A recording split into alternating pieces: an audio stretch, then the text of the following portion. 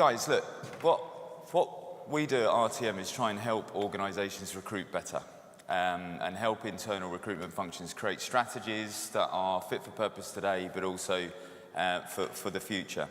And a couple of things that I want to go through today will hopefully be fairly thought-provoking. If not, then feel free to go to sleep if you can. Ultimately, the world of talent management is becoming more and more important in any kind of people agenda. You see PwC, you see Accenture, you see Deloitte, all moving in this kind of human capital management transformation world. That's great for us. The role of talent and talent directors are taking more seats on exec boards. All of this stuff is superb for us in this room, and there's never been a better time to be an internal recruiter. That's the good news. The bad news is that the demands that will be placed on this kind of community and your roles moving forward will become far more strategic as time goes along. And what we're often asked from customers, and we're going to try and talk through some instruments to help, are how do we turn a very transactional recruitment model that is fairly commoditized, that's reliant on certain heroes, top performers with brilliant relationships with hiring managers, with anecdotal evidence, hiring managers saying, where I used to work, I saw it work like this. No real science, and a recruitment function which is sometimes siloed from an HR world and a talent world. And we're often asked, how do we become a bit more strategic? How do we actually start to link talent acquisition with a formal talent management process? And ultimately, what we look at is how businesses can become far more scientific. Recruitment is, and we've all kind of probably worked in recruitment for a long time, recruitment's sometimes seen as an art. When you started work in recruitment, you were taught to make it a bit of an art, where there's mystery, there's margin, that kind of world. And we've kind of never really shaken that off, or we're struggling to shake that off. So make recruitment a science, not an art. Data, we've talked a lot about data today. Data is great. And we talk about science of talent acquisition, and I'm going to give you 0 stats here, partly because I've been beaten on stats in the last session. But ultimately, what we're here about is insights, not just data. And we'll walk through some of the strategies and some of the thoughts and some of the things other businesses are doing to try and make sure that they have a position at the board. Change the discourse that an internal recruitment function has with its client, with its end customer. We talked about hiring managers at the beginning of the day, and I think it's really important that, yes, they're an internal customer, but they're not the customer. The customer is the person spending money with your business. And at the end of the day, you're trying to get your departments to hire better people, to get customers to spend more, or to win more customers. And that's a kind of key thing. All of these talent acquisition strategies that we look at need to be aligned with your business strategy. It's advisory, not just delivery. We concentrate heavily on delivery and being really good at delivery. We talk really well about stats, time to hire, cost per hire, CV to interview, interview to placement. And the more you listen to that and the more you say it, the more you're actually trying to just justify your existence. I'm an internal recruiter, we've got a brilliant internal recruitment function because our cost per hire is low, because our agency utilization is getting smaller. And these are all great. But if you think about it from the business angle, they don't care. I nearly swore there and didn't. They don't care. What they're interested in is, how good were the people that started in your business? How long did they stay? Did they get promoted? Are they in the top right-hand box of your performance metric? And therein lies a major problem. Because recruitment is often commoditized, we justify our existence and feel the need to. That chip needs to go, and we need to start to find a way of communicating with the business on the importance of talent acquisition and the way talent acquisition can drive a people strategy and a talent management strategy. Okay, so how do we do that? It's drawn up there. How do we do this, right? So ultimately, what we look at we often look at ATS systems, VMS systems, or we look at trackers. And we talked about this around measurements before, how we measure talent acquisition. What we need to start to do, and what the world needs to start doing, is relating their recruitment, the over the door, over the threshold type metrics, with the metrics that you have in your people, your talent management, your ERP, your payroll. How long did people stay? How long did they leave? Et cetera, et cetera. That alignment, even Oracle don't do. Not do very well. They don't do that very well because talent acquisition as a function doesn't demand that. And we need to start looking at our hires the way the sports industry looks at its hires.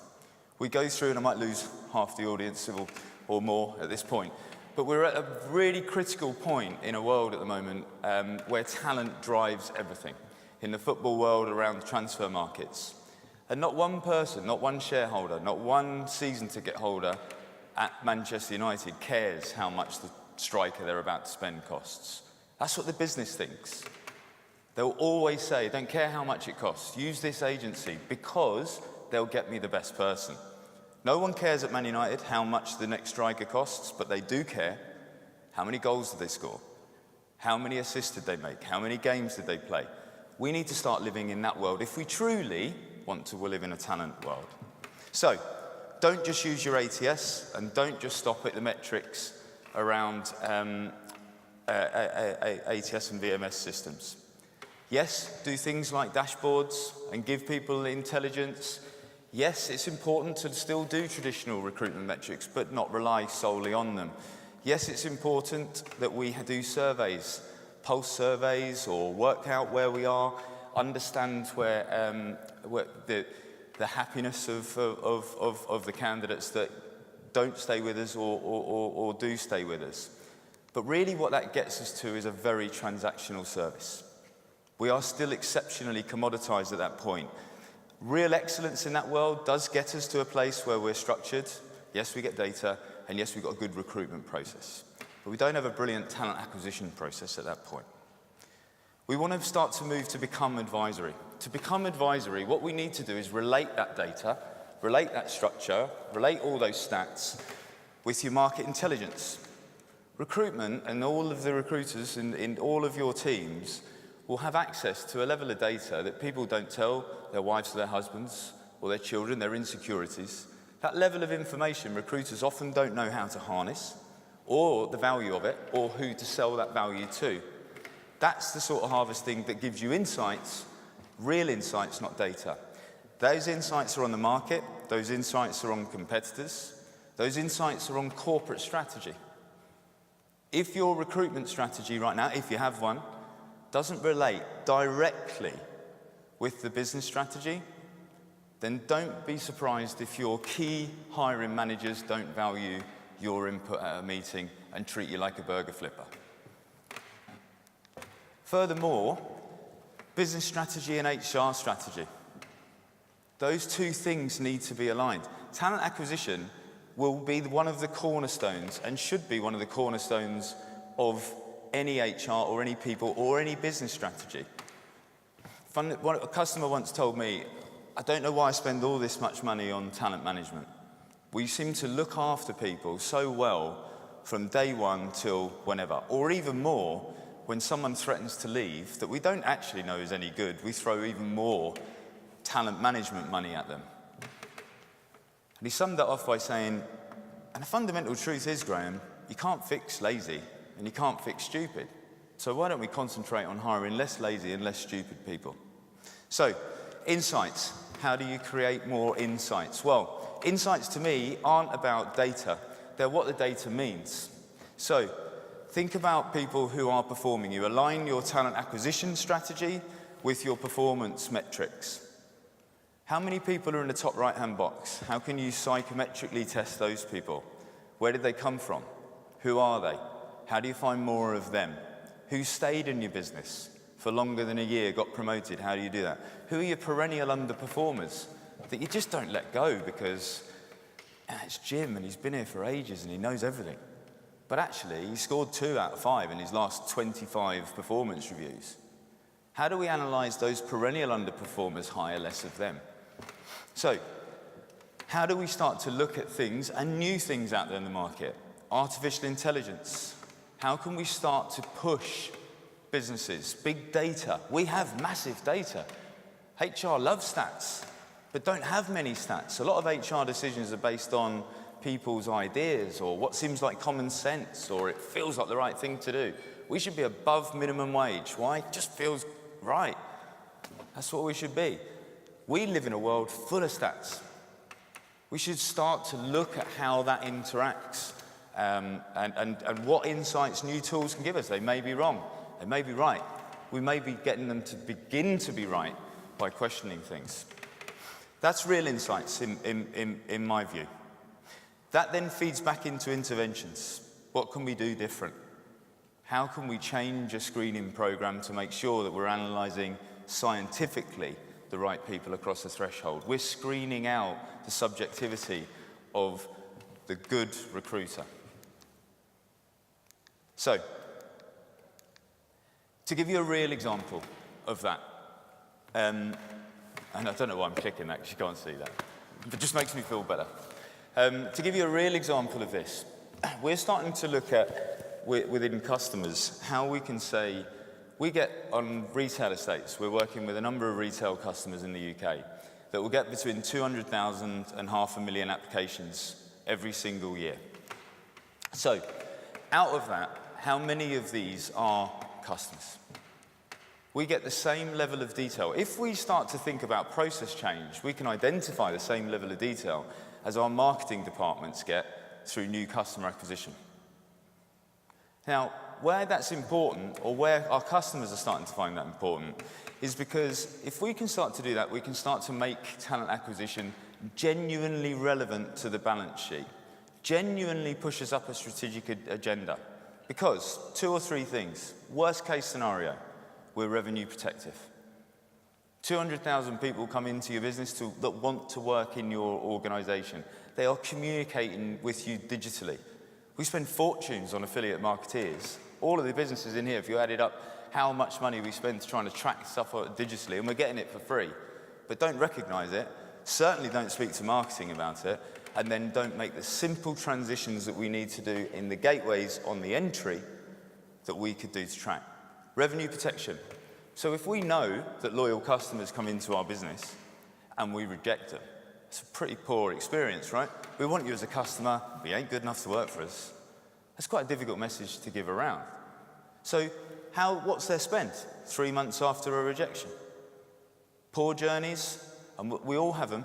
I mean, we all will say that we deliver a brilliant process and all of our candidates leave thanking us for not getting a job. But it's not factually the case. How can we integrate and how can we start to communicate with those customers, those candidate customers, and then track their spend? So what we do is we analyse them, we understand them, we then look at their spend three months after, and we work with marketing, recruitment and marketing on revenue generation. That's a different relationship to hiring manager and supplier, right? Hiring manager and recruiter. We work with marketing to create what they call serendipitous marketing events, which are not, you didn't work with us, you can't work with us because you're rubbish, but can you spend a bit more money with us? They might be something like at Ladbrokes. We know you are a boxing fan, and you've got a big fight coming up this weekend. It just so happens that we know that we're writing this to you because we gave you bad news on Tuesday, but you've got a big fight on on Saturday that you like. How can we engage in that sense? Sky come out and say, most people, when they finish work or get made redundant, stop their Sky license, contract. It's the first thing, one of those discretionary spends that they'll first take out. But then they start applying, and they start applying to Sky, because Sky's a pretty cool place to be, and there's 400,000 of them that apply. Well, how many of those 400,000 recently cancelled their contract? They're back in the job market. When they get a job, it's likely that they will be so pleased they'll start to do that discretionary spend. How can you do that? People that leave Sky get free Sky. How can you communicate with people that leave the business to make sure that they have a jettison into paying into contracts? Candidates as customers. The most important thing around that is around changing your view from a tactical into a strategic vehicle for the customers that you work for and your employers. It's kind of where I am. What we were saying, hopefully seeing eyes glaze over, I shall stop talking.